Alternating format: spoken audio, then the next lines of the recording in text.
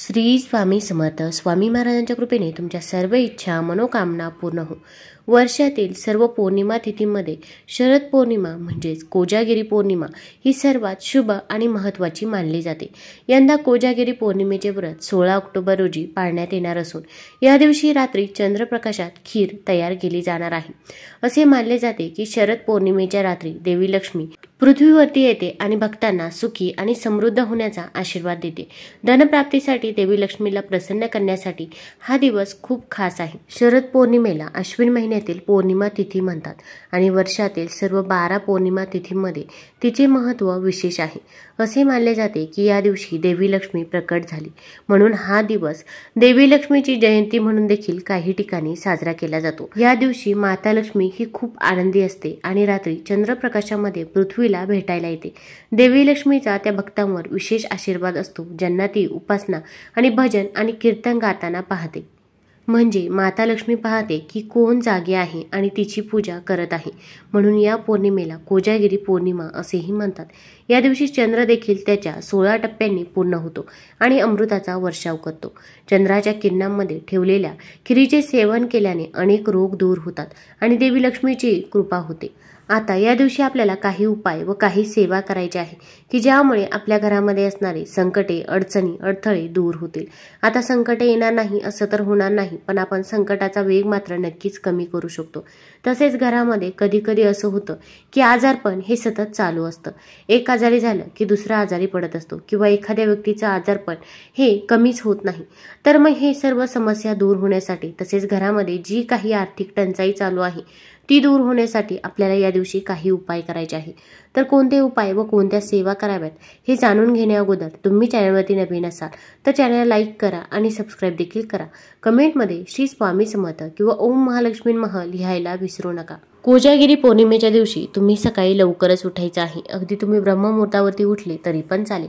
या दिवशी तुम्ही लाल रंगाची किंवा पिवळ्या रंगाची वस्त्र परिधान करायची आहे आणि जर हे वस्त्र परिधान करणे शक्य नसेल तर दुसऱ्या कोणत्या पण रंगाची वस्त्र परिधान करू शकता।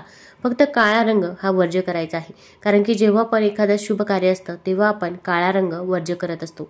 आता या दिवशी आपल्याला माता लक्ष्मीची पूजा करायची आहे। एक चौरंग मांडायचा आहे, पाट मांडायचा आहे, त्यावरती आपण एक शुद्ध तुपाचा दिवा अगोदर प्रज्वलित करून घ्यायचा आहे। त्या दिव्यामध्ये चिमूटभर हळद आणि एक भीमसेनी कापराची वडी देखील टाकावी। यामुळे माता लक्ष्मी ही आपल्या घराकडे आकर्षित होत असते। दिव्याला देखील हळदी कुंकू लावायचं आहे। आता यानंतर माता लक्ष्मीची पूजा आपल्याला करायची आहे। माता लक्ष्मीची तसेच वरुण देवता, इंद्र देवता यांची देखील आपण पूजा या दिवशी करू शकता। आता आपल्याला या दिवशी माता लक्ष्मीला ज्या काही वस्तू प्रिय आहेत त्या सर्व वस्तू त्यांना अर्पण करायच्या आहे। मग गुलाबाचं फूल असेल, तसेच कमळाचं फूल असेल किंवा तुम्ही अगदी जास्वंदीचं फूल देखील माता लक्ष्मीला अर्पण करू शकता। आता कवड्या प्रत्येकाच्या घरामध्ये असतात। कवड्या या माता लक्ष्मीला अत्यंत प्रिय आहे। जेव्हा समुद्र मंथन झालं होतं तेव्हा कवड्या देखील माता लक्ष्मीसोबतच आल्या होत्या, म्हणून कवड्यांना अनन्यसाधारण महत्त्व आहे। आता आपल्या घरामध्ये कवड्या या असतातच, मग तुम्ही एखादा उपाय केला असेल, सेवा केली असेल, त्यासाठी देखील तुम्ही कवड्या वापरतात। मग अगदी तुम्ही तिजोरीमध्ये कवड्या ठेवलेल्या असतील किंवा दुसऱ्या कोणत्याही पोटलीमध्ये कवड्या असतील तर त्या कवड्या आपल्याला घ्यायच्या आहेत। आता जिथे ठेवलेल्या असतील, तिजोरीमध्ये असतील, देवघरामध्ये असतील किंवा दुसरे कुठेही पॉकेटमध्ये, पर्समध्ये जर तुम्ही माता लक्ष्मीला प्रिय असणारी कवडी ठेवली असेल तर त्या सर्व कवड्या आपल्याला घ्यायच्या आहे। आता हे सर्व आपण माता लक्ष्मी समोर ठेवायचं आहे। आपल्याला हे अभिमंत्रित करायचं आहे, कारण की आपण जेव्हा पण उपाय करतो, जेव्हा पण सेवा करतो त्याचा प्रभाव हा जास्त काळ देखील टिकून राहत नाही। मग आता आपल्याला या कवड्या अभिमंत्रित करायच्या आहे की ज्यामुळे आपण जे काही उपाय केले होते, ज्या काही सेवा केल्या होत्या तर त्या सेवा फलदायी ठरतील। आता या सर्व कवड्या आपण माता लक्ष्मी समोर ठेवायच्या आहे आणि त्यानंतर आता आपल्याला माता लक्ष्मीकडे तुमची जी काही इच्छा आहे, मनोकामना आहे ती सांगायची आहे। मग घरामध्ये पैसा येत नसेल, पैसा स्थिर राहत नसेल किंवा घरामध्ये भांडण तंटे होत असतील, आजारपण असेल, जे काही आहे ते अगदी मनापासून आणि श्रद्धेने तुम्ही माता लक्ष्मीला सांगायचं आहे। या कवड्या आपल्याला तिथेच ठेवायच्या आहे आणि आपल्याला काही सेवा करायची आहे की ज्यामुळे कवड्या या अभिमंत्रित होतील। तर आपण 16 वेळा व्यंकटेश स्तोत्र म्हणायचं आहे आणि 16 वेळा आपल्याला श्री सूक्तम म्हणायचं आहे। आपण जर हे म्हटलं तर आपल्या कवड्या अभिमंत्रित होतात व माता लक्ष्मीचा आशीर्वाद हा आपल्याला प्राप्त होत असतो, कारण की हा दिवस अत्यंत महत्त्वाचा आहे। मग अगदी तुम्हाला हे म्हणणे शक्य होत नसेल तर तुम्ही मोबाईलवरती देखील लावून देऊ शकता. तुम्ही श्रवण केलं तरी पण चालेल, पण आपल्याला या सेवा करायच्याच आहे. मग पौर्णिमा तिथी 8:39 सुरू होते. मग रात्री तेव्हा तुम्ही हा उपाय सेवा करू शकता. रात्री 9 नंतर मग तुम्ही हातपाय तोंड धुवून मग ही सेवा करायची आहे.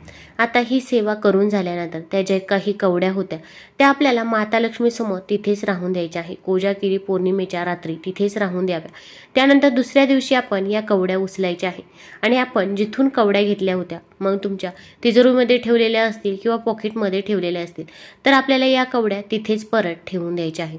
यामुळे माता लक्ष्मीचा आशीर्वाद हा आपल्याला प्राप्त होत असतो. तसेच जे महिला किंवा पुरुष यांनी कवड्या घरामध्ये ठेवल्या नसतील तर या दिवशी तुम्ही नवीन कवड्या खरेदी करायच्या आहे.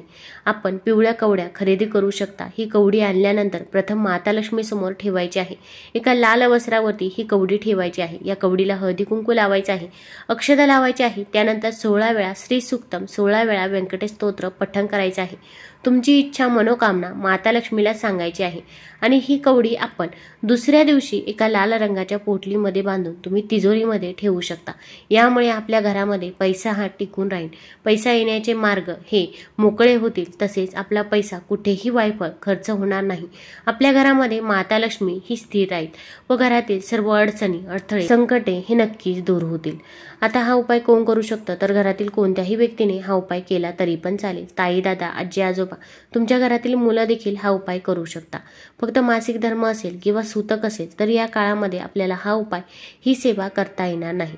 त्यानंतर आता आपल्याला दुसरा उपाय करायचा आहे की ज्यामुळे आपल्या घरामध्ये जे काही आजारपण चालू आहे ते दूर होईल. मग घरामध्ये लहान बाळ आजारी असो किंवा वृद्ध व्यक्ती आजारी असो, घरामध्ये सतत आजारपण चालू राहत असेल तर तुम्ही हा उपाय करू शकता. या उपायासाठी आपल्याला एक पिंपळाचं पान घ्यायचं आहे. पिंपळाच्या झाडात स्वतः भगवान श्रीकृष्ण वास करतात असे श्रीमद भगवत गीतेत त्यांनी स्वतः सांगितले आहे. अर्जुनाला उपदेश करताना श्रीकृष्ण म्हणाले की अश्वत्थहम वृक्ष, ज्याचे वर्णन गीतेच्या 10व्या अध्यायात केले आहे.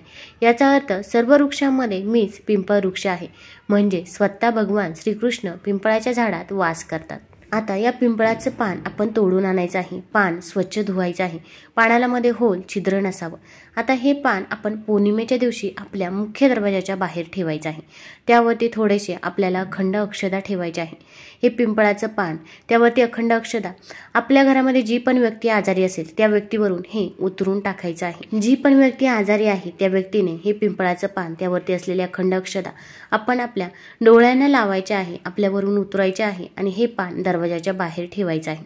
आता दुसऱ्या दिवशी सकाळी उठल्यानंतर आपण जे काही पिंपळाचं पान बाहेर ठेवलं होतं तर त्यातील तांदूळ आहे त्याचा आपल्याला वास घ्यायचा आहे आणि हे जे काही तांदूळ आहे ते तुम्ही वाहत्या पाण्यामध्ये प्रवाहित करू शकता किंवा तुम्ही एखाद्या झाडाखाली हे तांदूळ टाकले तरी पण चालेल. तसेच पिंपळाचं पान देखील झाडाखाली टाकायचं आहे किंवा वाहत्या पाण्यामध्ये तुम्ही प्रवाहित करू शकता. यामुळे घरामध्ये जी पण व्यक्ती आजारी आहे तर त्या व्यक्तीचं आजारपण देखील दूर होईल व तिच्यावरती कोणतीही नजरबाधा झालेली असेल, संकटे मागे लागलेली असतील तर ती देखील दूर होतील. फक्त मनापासून आणि श्रद्धेने, मनामध्ये संकोच न आणता हा उपाय, ही सेवा करायची आहे. तुम्हाला जर हा व्हिडिओ आवडला असेल तर चॅनलला लाईक करा, सबस्क्राईब करा. धन्यवाद.